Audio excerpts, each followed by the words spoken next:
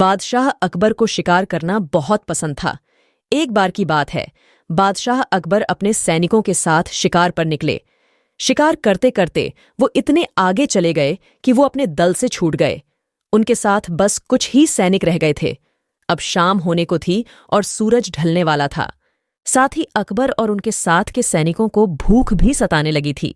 काफी दूर निकल आने पर बादशाह अकबर को यह एहसास हुआ कि वो रास्ता भटक गए हैं।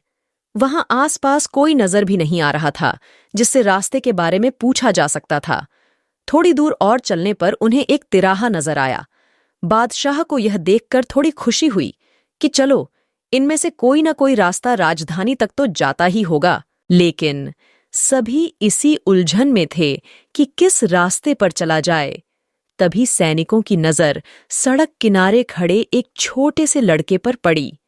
वह लड़का बड़ी हैरानी से महाराज के घोड़े और सैनिकों के हथियारों को देख रहा था।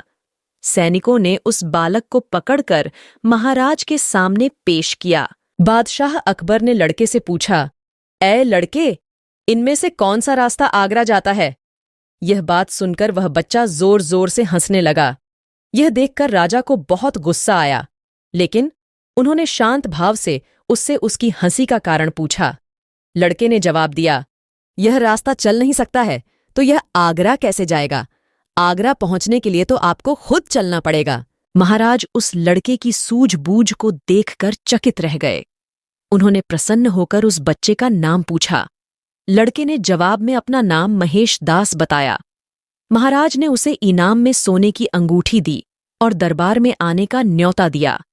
इसके बाद बादशाह अकबर ने लड़के से पूछा, क्या तुम मुझे बता सकते हो कि किस रास्ते पर चलने से मैं आगरा पहुंच पाऊंगा?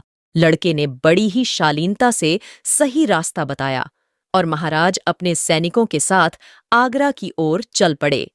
यही लड़का बड़ा होकर बीरबल के नाम से प्रसिद्ध हुआ और बादशाह अकबर के नवरत्नों में से एक कहलाया। कहानी से सीख। इस कहानी से हमें यह सीख मिलती है कि ज्ञान और सूझ